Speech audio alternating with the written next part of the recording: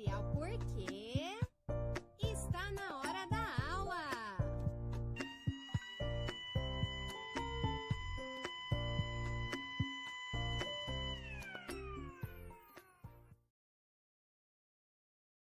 Aula de Geografia.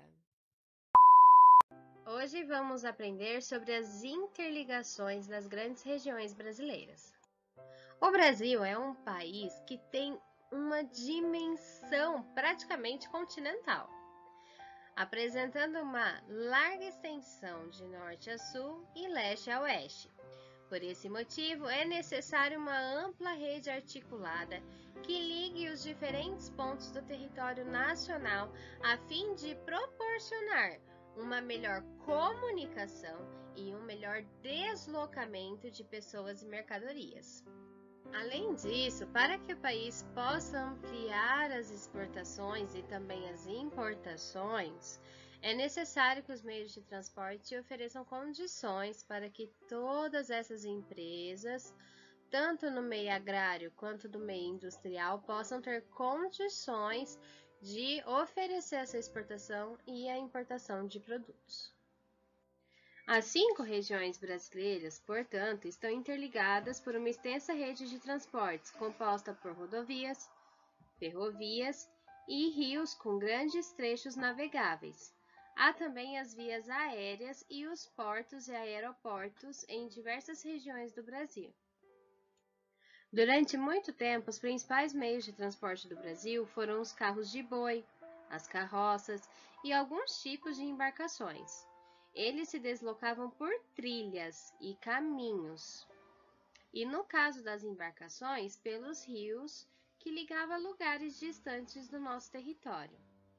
Somente em 1854 foi instalada no Rio de Janeiro a primeira ferrovia do país. Em pouco tempo, as ferrovias se tornaram a principal via de transporte terrestre, situação que durou até as primeiras décadas do século XX. Historicamente, os transportes ferroviários acompanharam a expansão da produção cafeeira e se estendeu até o oeste paulista, mas atualmente são usados para transportar minério de ferro e grãos que vêm da agroindústria. Algumas das ferrovias mais importantes atualmente são a Ferrovia Norte e Sul, que liga a região de Anápolis, Goiás, ao Porto de Itaqui, em São Luís, Maranhão, transportando soja e farelo de soja. Também temos a Estrada de Ferro Carajás, que liga a Serra dos Carajás ao terminal Ponta da Madeira, em São Luís do Maranhão, levando principalmente minério de ferro e manganês. E temos também a Estrada de Ferro Vitória-Minas, que carrega predominantemente minério de ferro para o Porto de Tubarão. Então, gente, no século XX, houve o processo de industrialização e os governos brasileiros buscavam o desenvolvimento político, econômico e social do Brasil. Então, o que eles fizeram? Eles focaram na construção de estradas.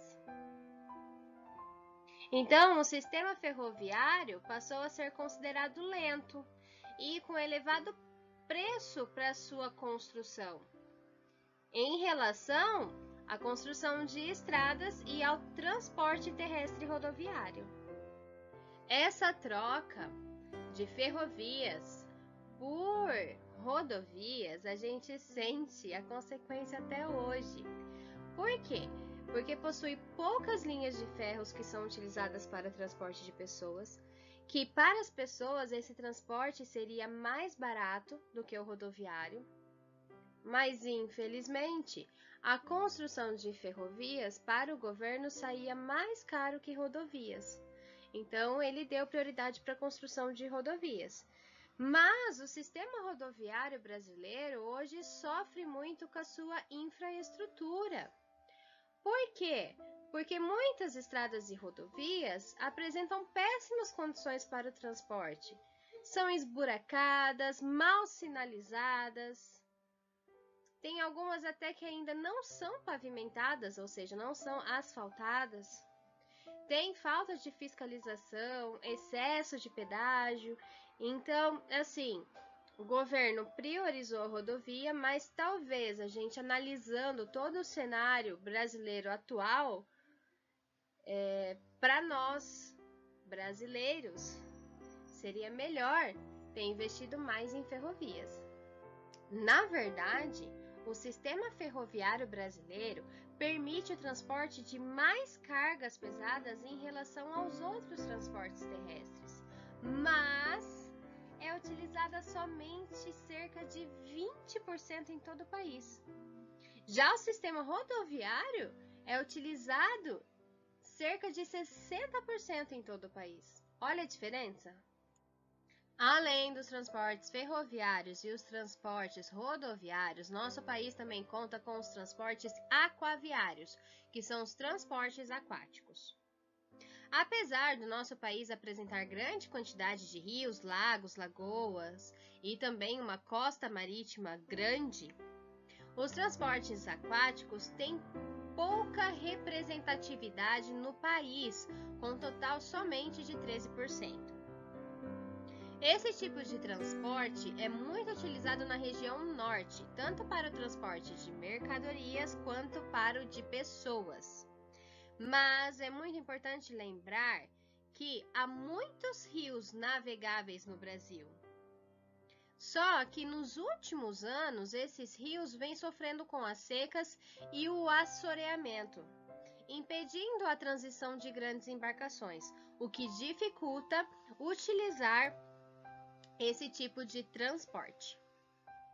Além da região norte, em que são utilizadas as hidrovias Solimões, Amazonas e Madeira para o transporte aquaviário, existem outras hidrovias de extrema importância para o país, que são as hidrovias do Tietê-Paraná e do Paraguai, que possuem importante papel na circulação de produtos agrícolas no estado de São Paulo e da região centro-oeste. As hidrovias, portanto, assim como as ferrovias, são predominantemente utilizadas para transporte de grãos e minérios, insumos agrícolas, como também o petróleo e seus derivados. Além disso, no Brasil também há o transporte aéreo. O transporte aéreo de passageiros se concentra, em sua maior parte, nos estados de São Paulo e do Rio de Janeiro. Já a movimentação de cargas por via aérea tem um custo, um preço muito alto. Então, é só utilizada para produtos que têm alto valor, que exigem uma segurança nesse transporte, e também para produtos que estragam rapidamente, e por isso exige assim uma maior rapidez no transporte. No Brasil, esse tipo de transporte de cargas aéreas é utilizado em poucas cidades, sendo uma das principais cidades que utilizam esse tipo de transporte de carga aérea é São Paulo e Manaus. Portanto, gente, de toda a carga transportada no Brasil, 60% utiliza transportes rodoviários, 20% utiliza transportes ferroviários, 13% utiliza transportes aquaviários e somente 7% utiliza transportes aéreos. Assim, nós observamos que no território brasileiro há a predominância de transportes rodoviários. Então, alunos, compreendemos que a importância dos meios de transportes estão relacionados à disponibilização de bens para a população, porque sem o transporte, todas as mercadorias não chegariam até a população.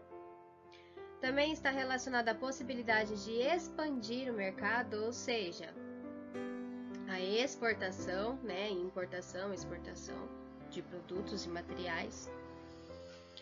E a sua incidência no custo das mercadorias. Por quê? Quanto mais caro é o meu transporte, eu vou pagar mais caro no meu produto. Então, isso interfere diretamente aí no custo das mercadorias. Mas, meus queridos alunos, além da interligação das regiões brasileiras pelos meios de transportes, também existe a interligação das regiões brasileiras pelos meios de comunicação. E os meios de comunicação são importantíssimos na interligação das regiões brasileiras, sendo os principais meios de comunicação utilizados em nosso país o rádio, a televisão, os jornais, as revistas, as cartas, o telefone e a internet. Com eles, nos comunicamos e obtemos informações sobre o Brasil e também sobre o mundo.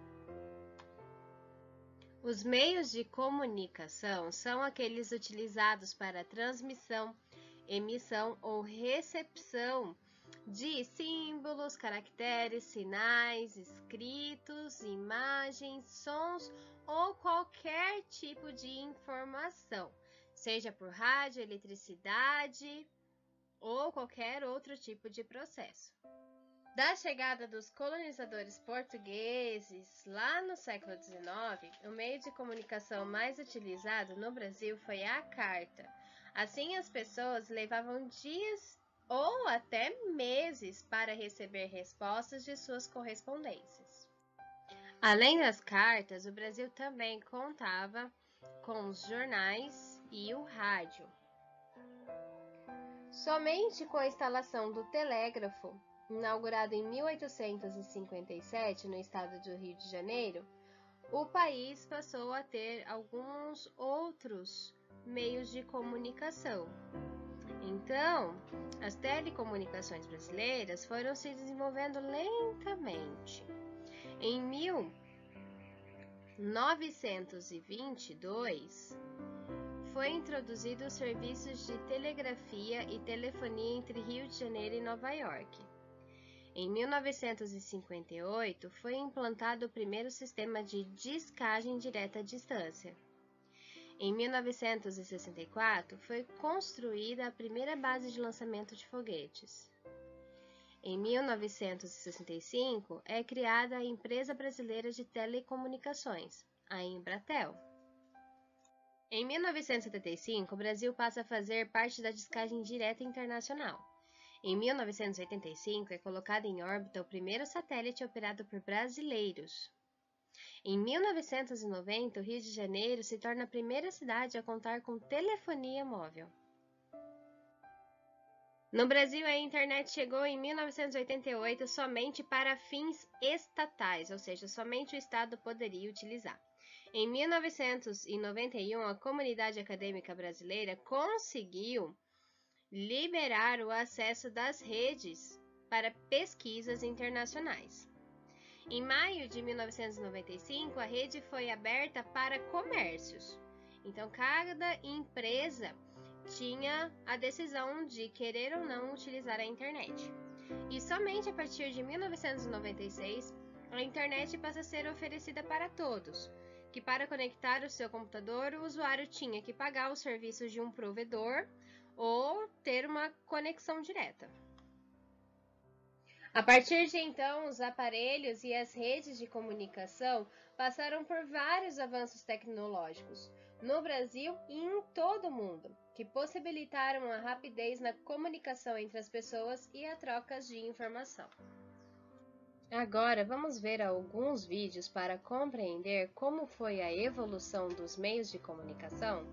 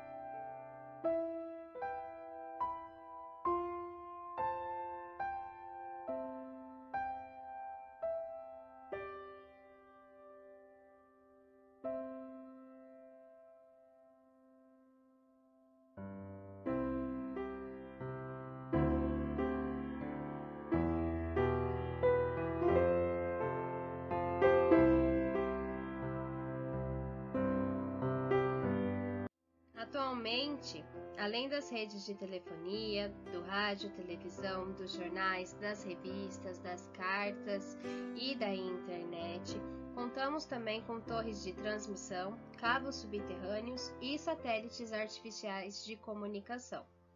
Devido à grande extensão territorial do Brasil, boa parte da transmissão de informações que ocorre entre as regiões brasileiras é feita via satélite. Portanto, meus queridos alunos, podemos perceber que tanto os meios de transportes como também os meios de comunicação é muito importante para o desenvolvimento do nosso país e a comunicação do nosso país com o mundo. Agora vamos para as atividades. Agora vocês vão fazer as atividades das páginas 110, 111, 114, 115 e 118. Página 110. 1. Com base no mapa acima, quais são as regiões brasileiras que se concentram a maior parte das rodovias e ferrovias? Página 111. 2. Em qual região brasileira há maior concentração de rios com trechos navegáveis? 3. Cite 3 rios que possuem trechos navegáveis. Página 114. 1. Observe a tabela e responda as questões a seguir. Extensão atual das redes de transporte no Brasil em 2017. Rodoviária pavimentada e não pavimentada, 1,7 milhões de quilômetros. Ferroviária, 29 mil quilômetros. Hidroviária, que são as vias navegáveis, 41 mil quilômetros.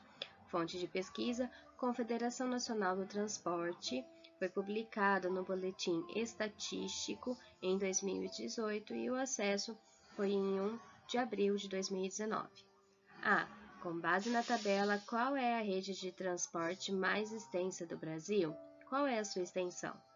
B. No Brasil, qual é a mais extensa, a rede de ferrovias ou de hidrovias? 2. Escolha 2 produtos industrializados em sua casa fabricados no Brasil. Leia as informações do rótulo de cada um deles e escreva o nome do município e do estado de origem de cada produto pesquisado. Então, vocês vão pegar 2 produtos industrializados da casa de vocês, que foi fabricado no Brasil, e vão escrever aqui no grupo, mandar no grupo o nome do município e do estado de origem desses 2 produtos pesquisados. Depois que todos enviarem, nós vamos responder juntos as questões de A a C.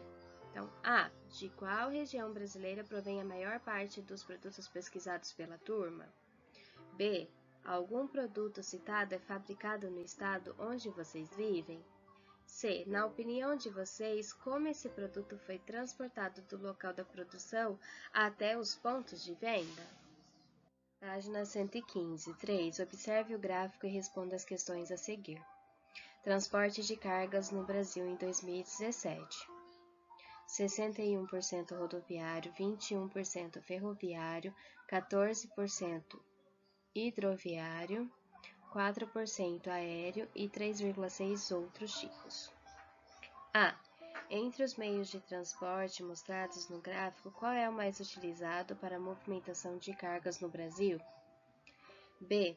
Qual é o percentual de participação das ferrovias e das hidrovias?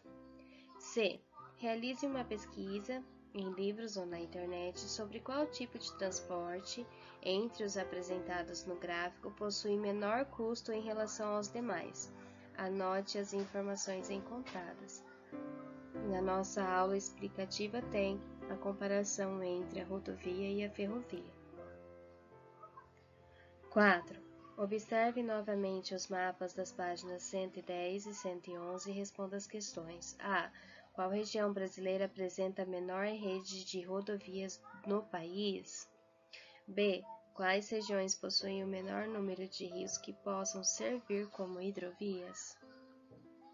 Página 118. 1. Converse com os colegas sobre a importância dos meios de comunicação para a interligação entre as regiões brasileiras. Depois, escreva um pequeno texto sobre as conclusões a que chegaram. Bom, então todos irão mandar áudio no grupo e depois a gente vai chegar a uma conclusão sobre as interligações através dos meios de comunicação entre as regiões brasileiras. 2. Escreva o que seria diferente em seu dia a dia se não existissem telefones, aparelhos de televisão ou computadores. 3. Qual meio de comunicação você e seus familiares costumam utilizar com maior frequência para os afazeres no dia a dia? A atividade 4 era para fazer em grupo, só que não tem como, então cada um vai gravar o seu, tá? Então, cada um vai organizar e representar a transmissão de um telejornal e enviar o vídeo aqui no grupo, tá bom? Bom, então vocês devem pesquisar notícias sobre o Brasil em jornais, revistas, telejornais ou na internet e identificar o estado e a região onde o fato ocorreu. Cada pessoa deve selecionar uma notícia e depois vocês vão gravar um vídeo falando dessa notícia como se você fosse o apresentador de jornal. Vocês vão filmar vocês fazendo isso e mandar no grupo. Agora é com vocês. Se tiver alguma dúvida, me chame no particular. E até a próxima aula. Atenção, não se esqueça de mandar a foto.